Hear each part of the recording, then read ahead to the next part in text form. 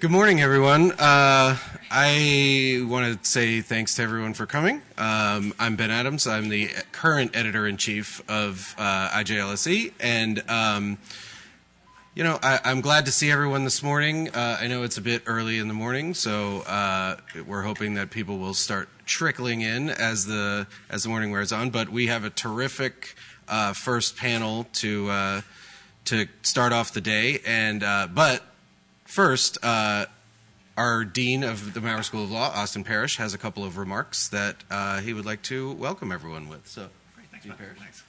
Well, that was anticlimactical. No, sorry. Well, thank you so much for coming. The Journal of Law and Social Equality has really served an important part in the law school here for such a long time. And each year they do amazing symposium and colloquial focused on sort of the hot issues of today. And I can't imagine a better topic this year than I've learned now that I need to say sharing economy. Is that right, Abby? Sharing economy. So thank you so much for coming. This takes a tremendous amount of work for the entire journal board. And so I thought maybe we could do just a couple of quick thanks. Thanks to Ben and his team and everybody on the journal for all the work they did to bringing out a fabulous group of students. Maybe a small round of applause for them. And then also Chelsea, who's our events coordinator, does a tremendous amount of work to put these programs together. The amount of time that she does to ensure that the events go smoothly. She always seems to be outside the room when I thank her, but if you could, when you see Chelsea, if you could put in a special thanks, I know that would be appreciated. She does just a tremendous amount of good things for the law school. So on behalf of all the faculty, thank you so much for coming, and it's my pleasure to welcome you to this year's fabulous symposium. Ben, I'll turn it back over to you. Thanks so much.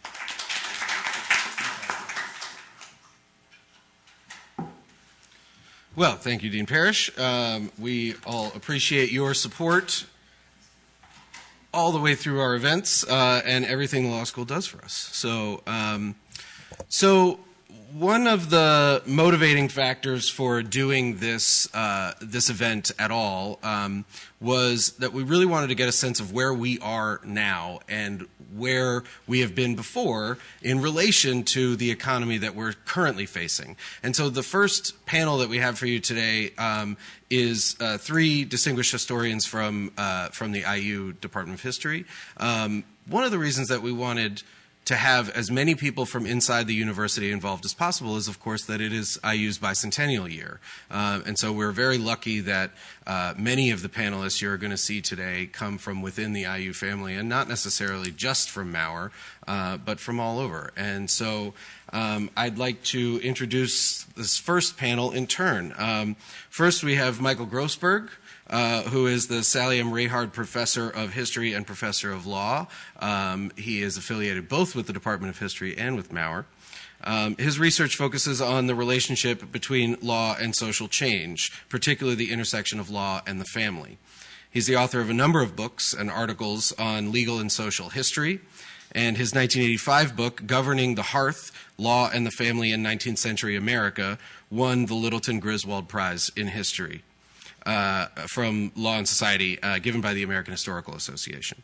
Professor Grossberg also published A Judgment for Solomon, the D'Hauteville Case and Legal Experience in Antebellum America in 1996, and a co-edited volume with Professor Wendy Gamber, who's also with us today, American Public Life and the Historical Imagination, which I would highly recommend you go check out of the library as soon as I return it. Professor Grossberg has been involved in a number of public policy research projects, including a current project designed to devise guidelines for genetic testing in child custody cases. Please welcome Michael Grossberg to the panel. Do we come up? Yeah, please, come up and have a seat. Come up and have a seat. Individually? Sure, or all together. Good morning. We also have with us Professor Wendy Gamber. She is the Robert F. Burns Professor in History and the History Department Chair at Indiana University, Bloomington, where she teaches courses on 19th century social and cultural history, the history of crime, and the history of women and gender. She is the author of three books, The Female Economy, The Millinery and Dressmaking Trades from 1860 to 1930, The Boarding House in 19th Century America, and most recently, The Notorious Mrs. Clem, Murder and Money in the Gilded Age, which came out in 2016 and which I would highly recommend. It's a gripping tale, which was selected as an editor's choice by the New York Times Book Review and represents Indiana in the New York Times Book Review's 50 States of True Crime. She is currently at work on two projects, a study that places the infamous Donner Party in the context of transnational and borderlands history, and a book on the history of household hazards from the 17th century to the present. Please welcome Professor Gamber. And Janine Giordano-Drake is a clinical assistant professor of history at Indiana University. As a specialist in U.S. labor and working class history and American religious history, she has published a number of articles and book chapters on the history of socialism in the United States, the religious left, and the history of social gospel movement. She co-edited The Pew and the Picket Line, Christianity and the American Working Class in 2015, is currently completing her book manuscript, War for the Soul of the Christian Nation, Socialists and the American Churches from 1880 to 1920.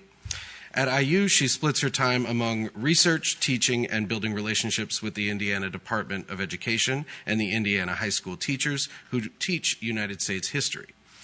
Before coming to IU, she held a number of jobs, including leadership at a liberal arts college and work in union organizing with the American Federation of Teachers. Please welcome Professor Drake. So first I wanted to give each of our panelists 5 or 10 minutes to sort of situate themselves in this conversation. And so first we'll hear from Professor Grossberg. Those mics should be live, yeah. Good morning. I'm certainly pleased to help start this the conversations at the conference today. The title of this session is The Fourth Industrial Revolution, Have We Been Here Before? And as a historian, I want to unequivocally say, yes, we have, and no, we haven't. And so with that declaration, what I want to suggest is that it seems to me that the past can tell us not so much lessons to learn or mistakes to avoid, but rather it can give us a perspective on the present and questions to ask about the present by looking back at eras that seem more like the ones we're going through. For me, the most instructive era like that is the late 19th and early 20th century, when there was, because of industrialism transforming the nation and the world, the kind of disruptive change we're experiencing today. And at the heart of that change was industrial capitalism, and the way it, like many of the economic changes today, transformed fundamental understandings of work, markets, of the state, and the lives of individual workers and employers. And so what I want to do is, I hope very briefly, draw on my work on the history of child protection to argue that child workers and child labor are particularly evocative examples of how we can create what I might call a usable past, a history that gives us some sense of why we have and why we haven't been here before. And I'd like to do so by making 3 points about kids, industrial capitalism, and change. The first, I'd like to talk about the forces of change. Until the late 19th century, in a sort of unproblematic way, kids had always worked. And kids working expands even in the regime of industrial capitalism because it has an enormous appetite for workers, including young ones. There are kids everywhere selling newspapers on the streets, putting bobbins in cotton factories, feeding coal to furnaces. What changes in this period, it seems to me, is that another change wrought by industrialism is a reconceptualization of the notion of childhood itself through North America and Europe. There's a new, more precise understanding of children as separate and distinct individuals with their own needs and interests that came to dominate social constructions of childhood. This new age consciousness made the distinction between being a child and being an adult more and more consequential, and I would argue it has an ordering role in self-identity and social understanding that rivals race, class, and gender. And what's critical for the kind of conversation that we're talking about today, the forces of change, is that at its most fundamental level, this new understanding of childhood came to see it as a safe haven from exploitive paid labor. More and more people came to think of a successful childhood as one excluded from the workforce, in school, on playgrounds. And this new understanding challenged children's identity, status, and experience as workers. As one critic says in the period, the term child labor is a paradox. For when labor begins, the child ceases to be. And it's that kind of change that I think occurs in this period, because this new understanding of childhood challenged children's identity and status as workers. Child labor reformers responded to this changed view of children and work by narrowing the definition of work deemed helpful and expanding the definition of work deemed harmful. Doing this created a new form of segmentation in the labor force, with children as a distinctive workers with their own needs, interests, and challenges, just like the larger notion of understanding. So my first point is that, like today, there was a new tension between what was then industrial work and one group in an increasingly segmented workforce that comes to the surface in debates about who should work and the conditions of work. In my example, it ignites a series of conflicts over who gets a childhood and who has to work. And that creates both the reality and conflicts over equality and inequality in the workforce. The second force of change I'd like to talk about is what I might call the tactics of change. As my examples suggest, discursive movements like the reconceptualization of childhood compel action. There's a rising demand in this period, a child labor reform movement that tests to see whether age actually matters in industrial society, and whether this new idea of childhood is powerful enough to ensure that younger workers are treated differently than their elders. And this is a period of bitter, bloody conflict over labor law of any kind in the United States. And so that makes the challenge even more daunting.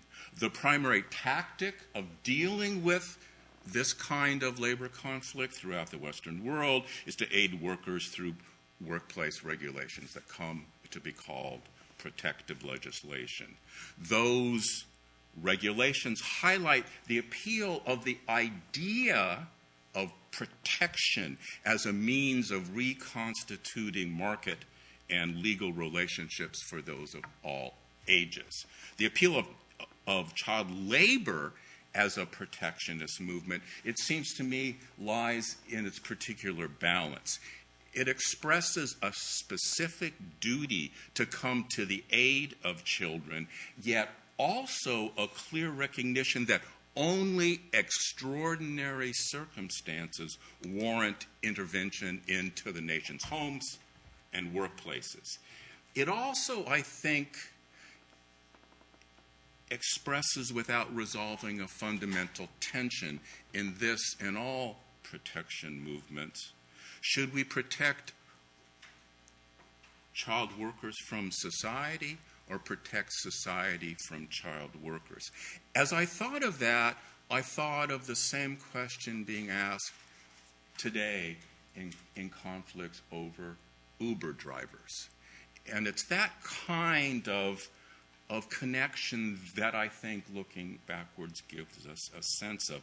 Because protection has become a persistent way of conceptualizing efforts to aid victimized, displaced, marginalized, and other workers affected by transformative changes like industrial capitalism. In the period I'm talking about, it did so by encouraging a turn to the state.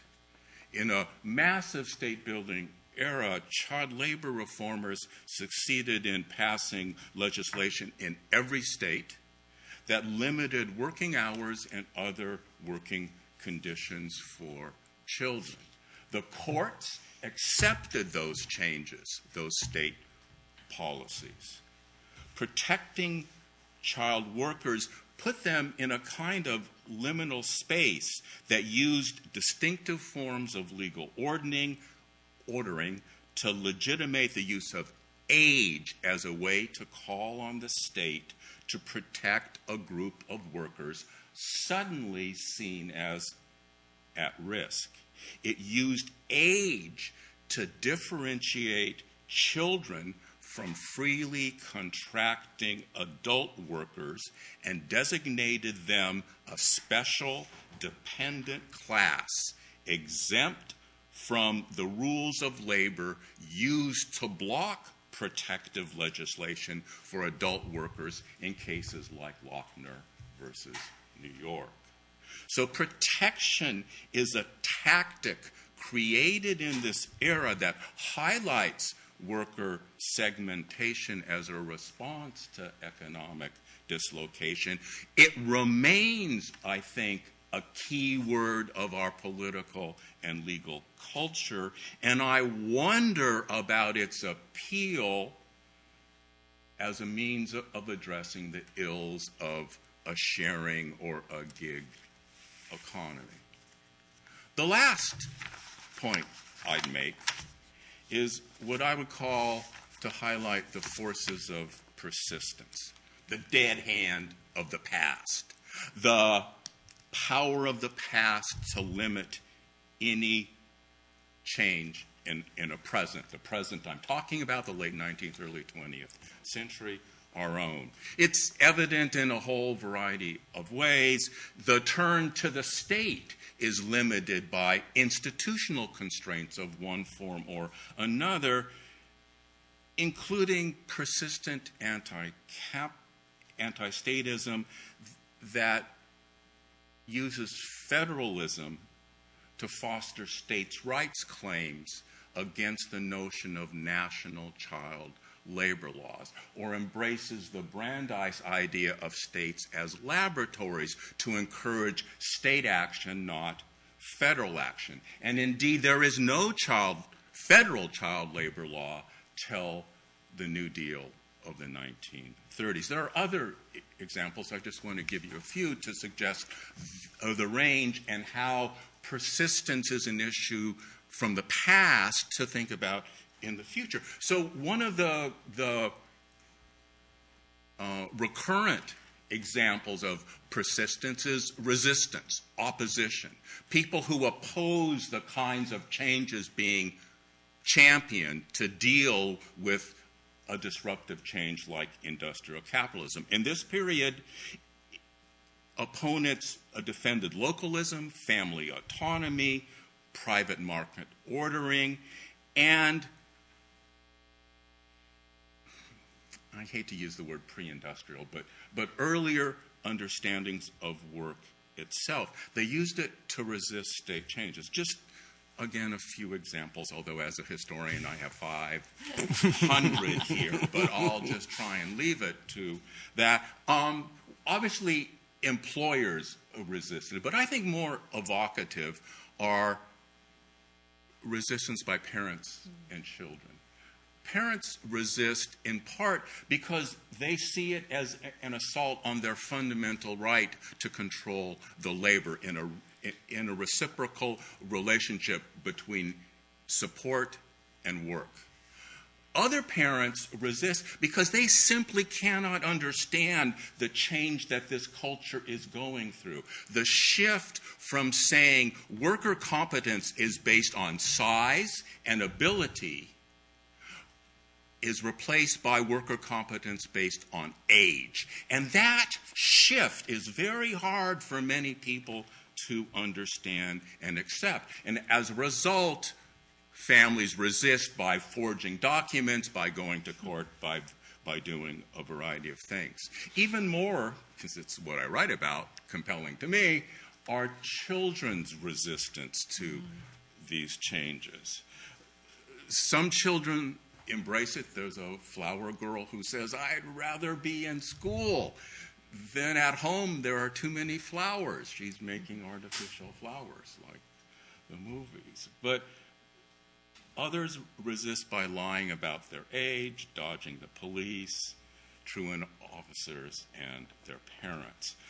But I think what's equally important is that children devise their own forms of protection that suggest collective action.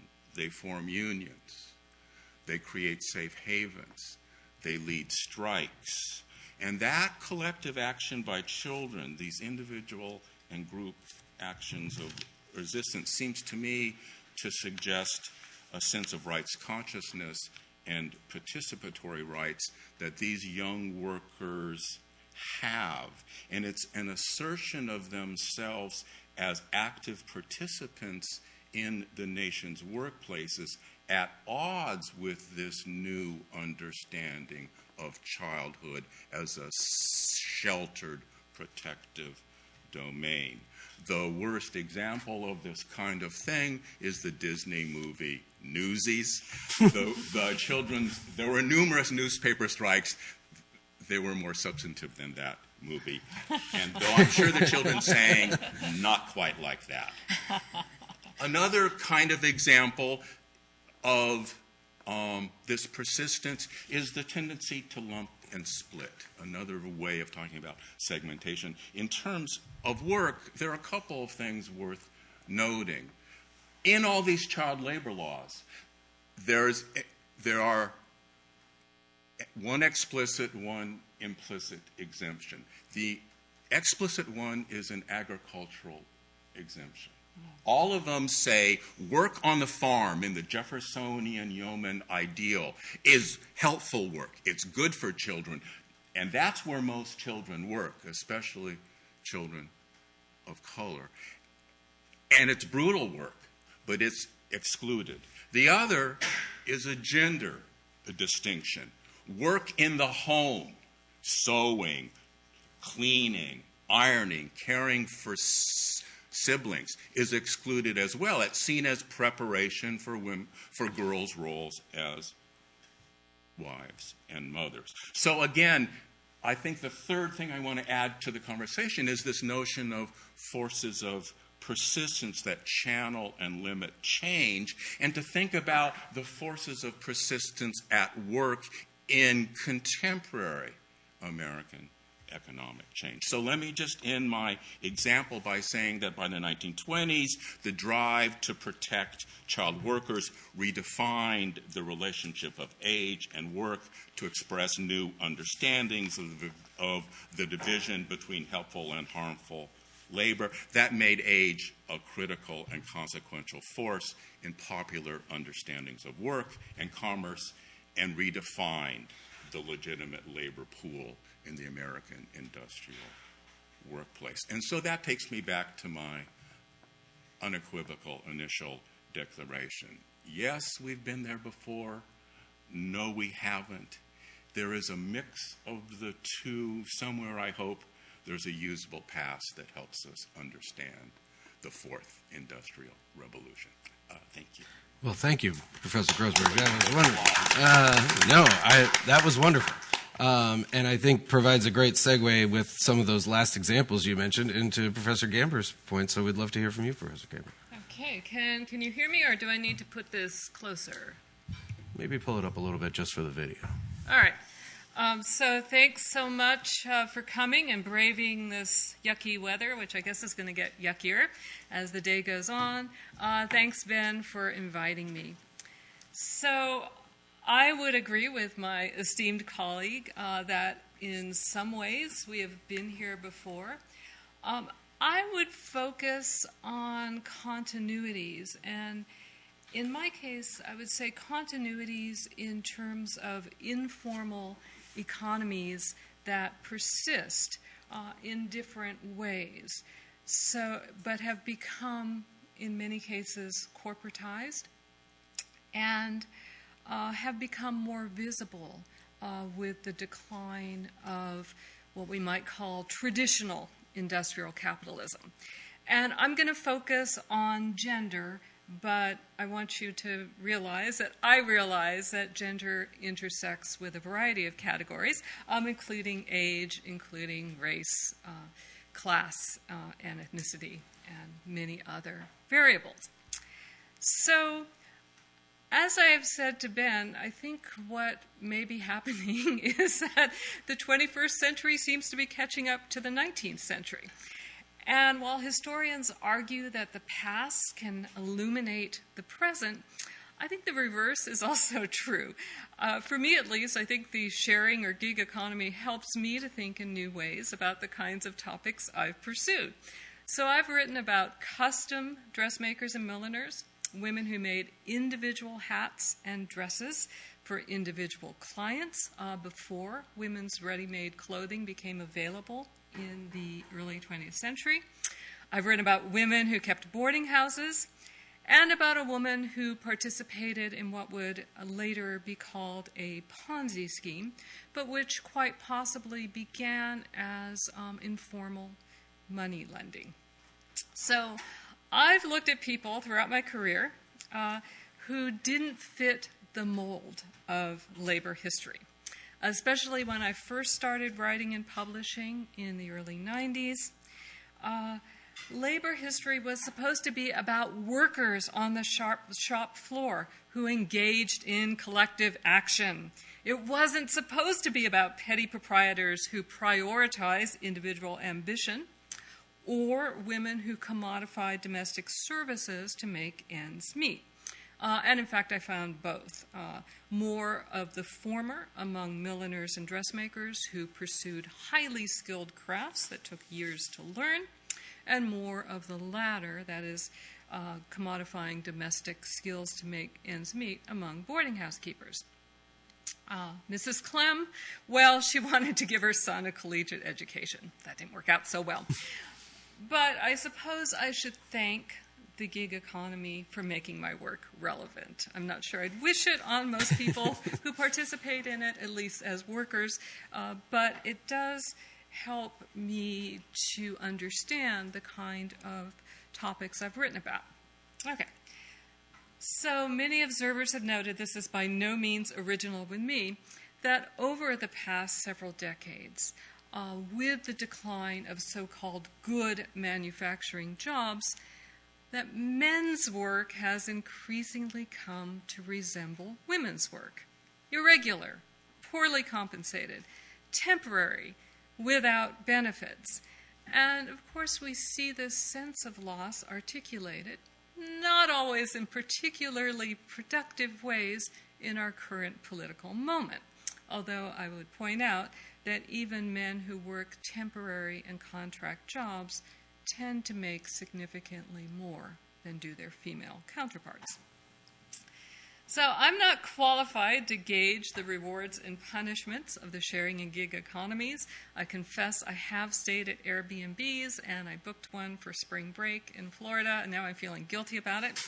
I've only taken an Uber ride once, and it was not a ride initiated by me, but was someone I was traveling with.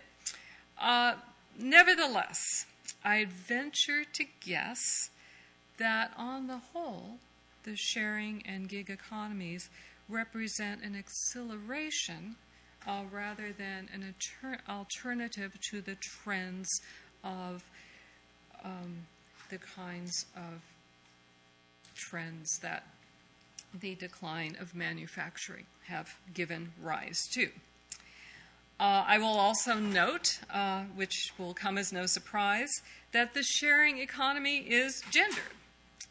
I did a little research for this presentation and found that at least 60% of Uber and Lyft drivers are men, who, by the way, earn more on average than women drivers who work for Uber or Lyft, and that 56% of Airbnb hosts and 59% of Airbnb superhosts are women.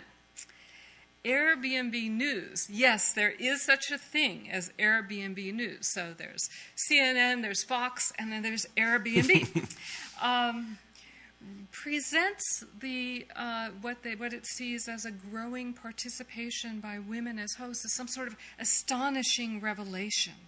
In a recent article titled "Women Hosts Are Leading the Way on Airbnb," which is by Airbnb. I guess they prefer to share authorship rather than attribute the author. So, as someone who's written about boarding housekeeping, the gender dimensions of Airbnb aren't exactly a surprise. In fact, I'm surprised there aren't more women hosts in Airbnb. And I would suggest, in fact, that today's sharing economy bears a remarkable resemblance to the kinds of labor many 19th century women performed. Now, women who ran boarding houses or took in boarders were independent operators. They were not connected to corporate entities like Airbnb. They provided food, that is board, which Airbnb usually doesn't do. It provides a stove and a refrigerator. Boarding housekeepers hosted people sometimes for short-term stays. Sometimes boarding houses were like hotels, but more commonly for relatively long-term stays. Although there was a lot of dissatisfaction among boarders, they often voted with their feet. Boarding housekeepers depended on word of mouth and occasional advertising in local newspapers. There was no internet, so there was no national or international network of boarding housekeepers. And for the most part, they evaded any sort of regulation or state oversight. As I suspect is true for many Airbnb hosts, most boarding housekeepers were not terribly successful in economic terms. And as I argued in my book, they generally took in boarders so that one day they could do without them. That's because the work was exhausting, both physically and emotionally, and because this was labor that was devalued. Devalued because it resembled the kind of work women did in homes. Thus, it was presumably the result of women's natural abilities rather than acquired skill. Devalued, or perhaps demonized, because boarding housekeeping supposedly introduced the marketplace into the home, and home was supposedly a place that was a refuge from the marketplace. So hence 19th century cultural commentators argued that boarding houses could not be and were not homes. Now, I found all sorts of attempts by boarding housekeepers to respond to this notion. They might describe their boarding houses as private families. In at least one case, I was able to ascertain that a woman's self-described private family included 7 to 10 paying strangers. They might say they were hosting visiting friends when, in fact, they were lodging paying guests. So women who kept boarding houses were very much aware of the discourse that surrounded them. But what they couldn't control was the impact of these ideas, their economic impact. So both the notion that domestic labor was unskilled because it was natural to women, and the idea that boarding houses and the labor that they provided were tarnished by a corrupt marketplace, served as a kind of informal rent control that served boarders fairly well, but boarding house keepers not so much. Boarders complained of cramped quarters, dirty linens, and bad food, but by and large weren't willing or able to pay enough to merit better accommodations. And from what I can find from what boarders thought, as they saw it, the fault wasn't with them or what they paid, but with the fact that they were living in boarding houses, not in homes. So the food in boarding houses was bad, not because boarding house keepers couldn't afford to serve gourmet meals, but because it was boarding house food. And in fact, 19th century commentators argued that boarders' beef was somehow distinct from the beef that you might eat in a home. Or that boarding houses were dirty because they were boarding houses, not because cash-strapped landladies couldn't afford to employ a labor force equal to the task of keeping the residences clean. At the same time, however, some boarders formed effective bonds with fellow boarders and also with their landladies, which I argued suggested that boarding houses, in fact, could be homes. And so what I tried to do in the book was to lay out a series of complicated tensions that concerned the supposed boundaries between love and money, home and work, home and marketplace. So while cultural commentators tried to police those boundaries and draw bright lines between them, in reality, it was all mixed up. So I think we're all mixed up today in the sharing economy, even though few people live in boarding houses. And even though I think these tensions between love and money, home and marketplace, have yet to be resolved. So I'm thinking, for example, about why can't we pay for adoption, right, of children? Why can couples pay the adoption agency for the service but not for child? I mean, it seems like a commonplace, but why is that, right? That's one of those tensions between love and money that we see today. So I'm really curious about how these tensions between what I might call, or the relationship between sharing and caring might manifest themselves in today's sharing economy. So I'm not going to offer any answers, but I'm going to end with some questions. First of all, can we trace the roots of today's sharing economy, at least in part, to 19th and early 20th century phenomena that commodified household labor? If so, do these gendered roots influence the working lives and compensation of all who work in the sharing and gig economies, not just women? Is the sharing economy supposed to be about both love and money? Are imagined effective relationships between hosts and guests, drivers and passengers, supposed to substitute in part for monetary compensation? So Airbnb is supposed to be a great alternative to sterile, impersonal hotels. It's supposed to be personal. The lodgings are supposed to be home-like.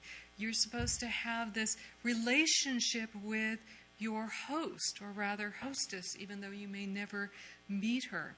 The labor that goes beyond to make those, that those clean quarters, the little decorative touches, remains unseen, but nevertheless is very much part of the experience. And so why should we pay less for home-like accommodations than for sterile, homogenized hotel rooms? So I'd like to ask, in short, what's the relationship between sharing and caring, and does that matter? Thanks.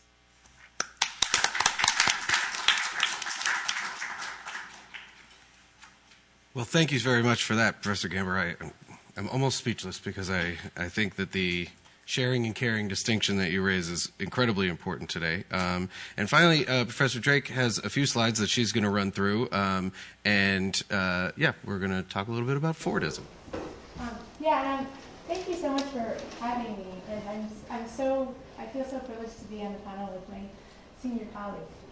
So I took this question on a sort of broad scheme of, have we been here before? Have we been to this point of sort of casualized wage labor that is haphazard and not necessarily offered in a long-term contract before? And I thought about where did we get this idea that everyone should have a job that takes up this 40-hour work week and have nice weekends and have some sort of stable employer? And I was thinking that's Fordism. So I'm going to talk through the idea, what historians talk about as this era of Fordism, which we often refer to now as the mid-20th century, or the 20th century good jobs that a lot of us refer back to. So I put up this very, very, very broadly painted sort of series of eras in the regimes of labor for free poor people. So 1750 to 1830, we have this era of apprenticeship. A lot of, if you want to move up as a poor person in the late 18th and early 19th century, you get an apprenticeship. You work for a certain number of years. It might be an indentured servitude where that person also helps pay your trip over to the New World. And after a number of years of work that's really uncompensated with wages, you get food. You get sometimes land, oftentimes tools to start up a new business, or some other mixture of things that would set you into a world of moving up in social class. That began to erode in the 1830s, and we're sort of short on time, I'm not going to go through all of that. But then we had this sort of long period, what certainly seems long in retrospect, of free labor, where people felt like they didn't have to have this period of indenture or period of apprenticeship. There were wages, and people were paid wages for their work. And that was sort of a new idea only in the 1830s. It was not really that long ago. The people were paid wages for their work. And that lasted a long time, this sort of waged work, where you're paid either per day or per hour or for the piece of work, the actual thing that you did. And that was the dominant way that poor people who were working for wages, people who were not considered professionals, got paid until this era of Fordism in the 20th century. And I'm going to talk more about what Fordism is. And I think when we often talk about having the good jobs, bringing back the good jobs, we're talking about Fordism, so I want to talk about what that is. And I would say, the gig economy, when we sort of describe that era to have begun, I don't know. But sometime after this recession, I've looked it up. Louis Hyman writes about this as a labor historian. And his book, I think Temp, is a really interesting book. I haven't read the whole thing, I've read some of it. But he puts it around 2010, so I did that, following him. So first, what was the world of free labor like? Well, I want us to sort of remember, as Professor Gamber said, catching up to the 19th century, the world of free labor was not that different from this gig economy. People had contracts of varying lengths, varying paychecks, And even in the same job, different people on the same job would have contracts that were really different. And that was one way to divide and conquer the workforce. That was rationalized by racial and gendered difference. And so there were often also jobs that were given to a particular type of people from a particular place, a particular type of immigrants, and not given to other people. And the intention was, well, there were lots of rationales behind that, but one was certainly to segment the workforce and make sure people didn't organize and say we should get paid the same amount because people have different types of work. People were fired at will for all sorts of reasons, especially if the product that this factory was producing was overabundant and there was lots of it and the market was flooded. Employees would just get fired, and they would be told whenever they wanted to be hired again. There were lots and lots of migrants in the late 19th and early 20th century who were just perpetually riding the railroad looking for work. This is sort of, I write about this as sort of the way that the country becomes nationalized a certain way, that we get nationalism in some ways by the fact that everyone has been everywhere trying to look for work. And in the late 19th century, early 20th century, there were lots of permanent itinerants looking for something to do for some seasonal period of time. When people organized, there were lots of lockouts, or employees that were told they couldn't come back. And when people went on strike, there were injunctions, basically judges making orders saying that they're not allowed to go on strike. So that was the late 19th century, and there was lots and lots of problems with this, and lots of people petitioning and lobbying state and federal governments to try to change this incredible poverty and the incredible problems that were coming with this world of free labor. And then in the early 20th century, we get Fordism. We get high wages. High wages, they're not coming out of nowhere. I'm going to talk about where it's coming from. We get familial relationships between employers and employees. We get employee representation plans where employees can be elected to boards, at least supposedly they have some sort of role in leading the company that they're working for. Employee benefit packages. This is beginning well, Ford gets lots of credit for it, but Ford is leading the way in the early 20th century to create the creation of employee benefit packages, where employees get health care and paid vacations and company housing and company recreation halls, or like gyms or places to exercise, places to play baseball. Company sports teams, often for profit sharing bonuses. And often this comes with monitoring employees' lives, which Ford also pioneers. So where does this come from? And I love talking about this in my classes, because if you ask Ford, it comes from Ford, his own goodwill. Where does this come from? I think a lot of us, even when we're not sitting in class, I think a lot of us think of this probably came from someone's goodwill. Someone's caring about poor people, and Ford's saying, look, I care about poor people. I'm going to give you all the best things because I'm a good guy.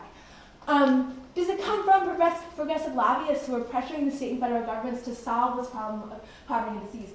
As Professor Gosberg mentioned, there are lots of people who are trying to implement laws in this time to implement protective legislation for women and children, implement protective legislation in all sorts of ways to say we need to have healthier working conditions, we have to have shorter work days, we need to have limitations on how mines work so that so many people don't die in them. Is this where Fordism coming from? This pressure that is exerted by people who are activists and people who are lobbyists? Or is it coming from this combination of all these things and this powerful union movement that is continually putting a halt on the production of industry?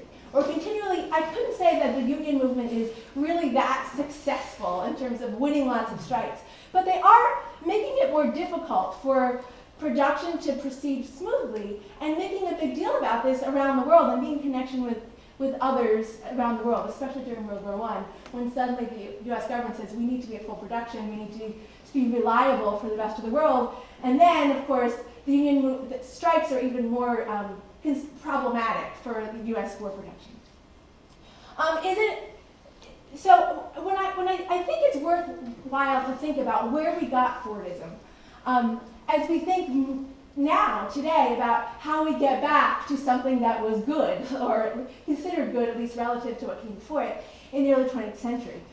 I would offer that it is a mixture of these things, but especially the pressure that workers exert, the resistance of workers, and the pressure that workers exerted on their employers that led to Ford and others alongside him in the early 20th century to build new sets of relationships with their employees that offered some sort of security and stability. It also didn't hurt, and actually really helped, that of course Fordism came along with cars, with Fords, which were incredibly desirable, and the demand for these cars kept Ford in business to the extent that he could afford, or felt he could afford, to share all of these profits in so many ways because he was still fabulously making so much money. So what kept Fordism intact in the 20th century?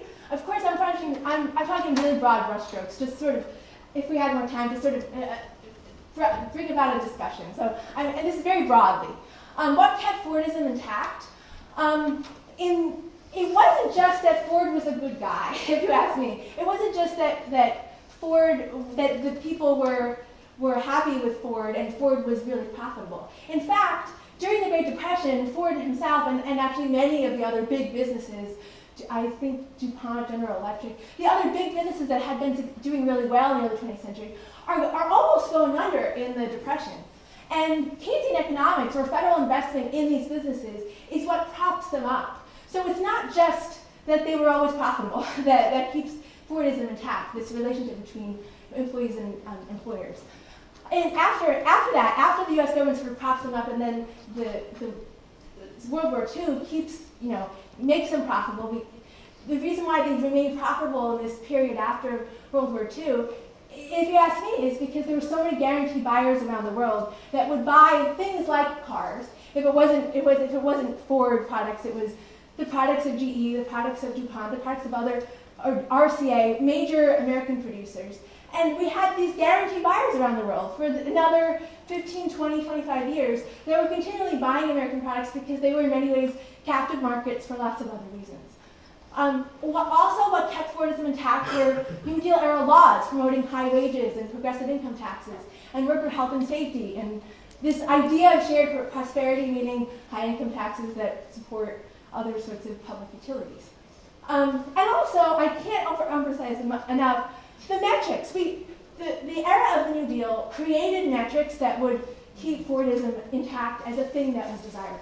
Because we invented this concept of the GDP, which was an invention in order to prove that our economy was good, and that kept this relationship intact. This relationship of employers and employees as an American phenomenon that was a thing that should be explored around the world. So what led to the unraveling of this? I think there's a lot of things, and a lot of historians these days like to talk about all these, so I don't want to go into them too much. I feel like this is part of our conversation, all of us these days. What led to the destruction of this Ford economy, or the unraveling of it, and how did we get here today? So I'll mention all of these things, which we've all been talking about these days. Search for cheaper labor abroad, the oil crisis, the attacks on unions and on good jobs, especially on the fact that lots of people of color are holding these union jobs, and the racism involved in the goals of many people to keep the social classes distinct and to keep the races distinct, especially in the late mid-20th century. The repeal of income taxes, the repeal of mid-century income taxes, the very high income taxes up until the day, and then Reagan's rollback in income taxes really leads toward less money in the public coffers, and therefore this austerity. And of course, the decline of the labor movement. What I would argue is that all of these things need to be thought about together. I'm sure I'm leaving out lots of factors as well. But the decline of the labor movement is really worth thinking about, and oftentimes that really does come at the end of our list. And I would say that a labor movement, while it doesn't solve all problems at all, and I'm the first person to say that, really does put pressure on companies to offer the sorts of things that they can to workers so that workers don't rebel. And the more that workers talk about and think about and offer the things that they want, the more companies who want to do well will have to be in that conversation whether or not they're going to capitulate to those demands. So what can we learn from the early 20th century, or from 20th century labor successes today? This is just some broad ideas to start conversation. Build labor movements formidable enough that companies will profit through promoting their workers' prosperity.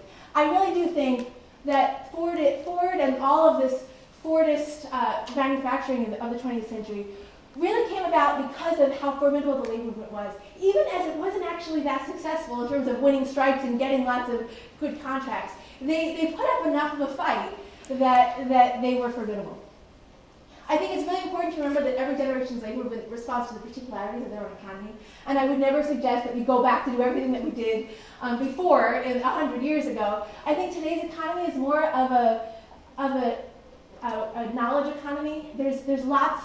We're no longer producing widgets in the way that we did, and I don't necessarily think that we should, and therefore go back to the things that we did to produce widgets well. So I think it's worth rethinking what the labor movement should be in every generation. It's necessary, and to think that we don't have to do that is to make a mistake.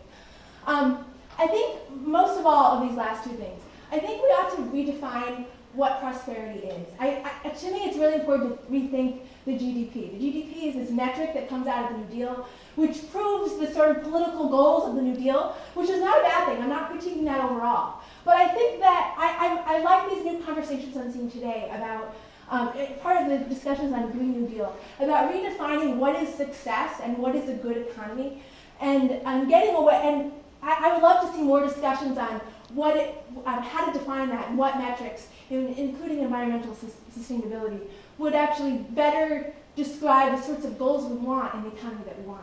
And those would include both labor and environmental consequences of the type of regimes that we're working under. And finally, and I haven't mentioned this so much today, but I offer it for discussion. The 20th century saw the rise in a lot of working class standards of living for many reasons, but one was military Keynesianism, or U.S. massive investment in the military, in building bases all over the United States and all around the world, and putting lots of people to work at good jobs and giving opportunities for promotion within those good jobs all around the world. And that provided a real opportunity for lots and lots of people. I think we're at a moment now that we ought to recognize that and recognize really the opportunities of good government jobs to really change people's lives. But also the extent to which we want to continue this type of work, and the extent to which we should really talk about this as military Keynesianism.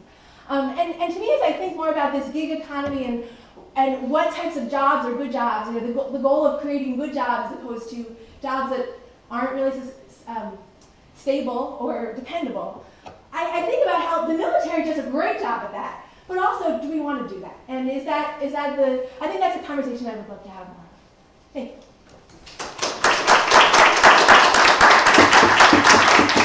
Thank you so much. We are running a little long, but I did want to know, hey, historians, right? You guys are going to have so many interesting things to say. I did want to see if there were any questions from the audience, though, before we wrap this and move to the next panel. We would love to hear any questions anybody had for this panel. I see Karen Woody's hand in the back.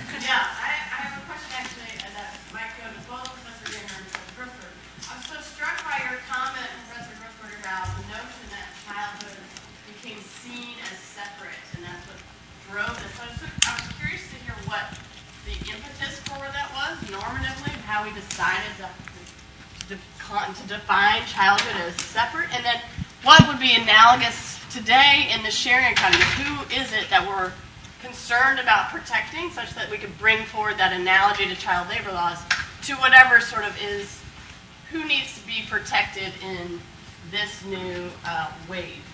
And the answer to that, or maybe this might tip where I might be going with that, it goes to my question for Professor Damber. And that is this idea of your sharing and caring distinction. I wonder if there is sort of an alternative way to see that, and that the distinction there, certainly between Forders and others, really the critical difference is ownership versus non-ownership. And so caring, while it seemed like a good idea, it does seem to drive the delta between those differences even broader. If you have the ability to own something, you then exploit that even more, such that you are able to get more money for that difference. And so I guess those two questions together maybe sort of suggest where I thought I was going with my question to Professor Grossberg of who are we worried about now? Who do we have to protect? And then also to Professor Dameron, sort of, do we see sharing and caring as something that do run together in the sharing economy or no? Well, let me give you a short answer to your first question. I'm writing a book. I hope to have it done by the fall. That should answer every part of that question. That might not be satisfying, so let me try it a different way. I think one of the themes here is that both the past economies we've talked about and the present one are at the least transnational, if not global. And components of them are as well. And that includes notions of childhood. This reconceptualization of childhood is a phenomenon throughout North America and Western Europe. It's spurred, someone like me would argue, by multiple sources, but it's embedded in industrialism's dislocation of established ways of understanding things like identity as a worker, to get back to this. So because of the nature of the industrial workforce, it seems to me that it raises questions about children's competence, children's capacity, and children's innocence in ways that had not been raised before children start entering places like factories and coal mines and start being visible on the street. And so there's a reciprocal relationship between thinking of children as increasingly vulnerable to change and a sense that we have to rethink what we mean by a child. And this occurs across the Western world with what I try to express as different dialects of the same language. And so there are national differences. And so, but I take the point of your question, that is, at its heart is this sense of vulnerability. Vivian Zelizer writes a book called Pricing of the Priceless Child, in which she says one of the fundamental changes of the period I'm talking about is that as children lose their productive role in American families, their emotional role starts to increase. And we can see that commodified in loss of life cases involving children. All of a sudden, the awards go up, even though the calculation of how much that child contributed to the family economy has gone way down. And it's that kind of change. So I don't want to keep going, but to me, the question of who is the comparable person now, and if I had to identify people, they would be people like migrant workers. That status, I think, too, is being redefined in fundamental ways. And it comes from that same sense of vulnerability, concern, competence, those kinds of questions. Children were not demonized the way that migrant workers have been. Parents were demonized in critical ways. And so it is a person like a migrant worker that I think is like that, as well as children. And a child migrant worker in a beet field is, I think, an example of persistence and continuity. So I don't know if that addresses your question, but I'll send you a thing for the book when it comes out. Oh, thanks for your question. I didn't mean to actually distinguish between sharing and caring so much as to argue that they're interrelated, that they're tangled up together in interesting ways, and that it seems to me that certain segments of the sharing economy exploit the emotional labor of the people who work in it. So in other words, you are expected to care, and that's part of what you have to do. It's one of those intangible costs, and at the same and of course the people who patronize your services expect you to, in some ways, either in person or through the nice little notes you leave in the Airbnb to care about you in some strange, actually very strange way. When I think of it, it's very bizarre. As to the question of ownership, I assume you mean that with Airbnb that hosts own the means of production, the house. That I suppose that yes, that does give, I think, them a measure of control that perhaps an Uber driver doesn't have. Boarding house keepers, by the way, especially in cities, typically rent it, often signaling their economic and entrepreneurial intentionality by deliberately renting places that would make good boarding houses. So I didn't have time to talk about that, but the pressures on them were quite different in the sense that they often had to use the rents they received to pay their landlords, and sometimes the whole thing would go bust and everyone would have to leave. But I also suspect that many people become Airbnb hosts to pay their mortgage, and that it may be that being an Airbnb host or even a super host may be evidence of economic precarity as well as economic prosperity and all things in between. Does that answer your question? Well, I hate to cut off the discussion, but we are running a bit long, and I want to thank our panelists for giving us so much to think about, and I think really setting the table for the day and giving us some perspective. So please join me in thanking our panelists. It was lovely to have you all, and we're going to do a quick changeover, and then we'll have our next panel. So thank you all.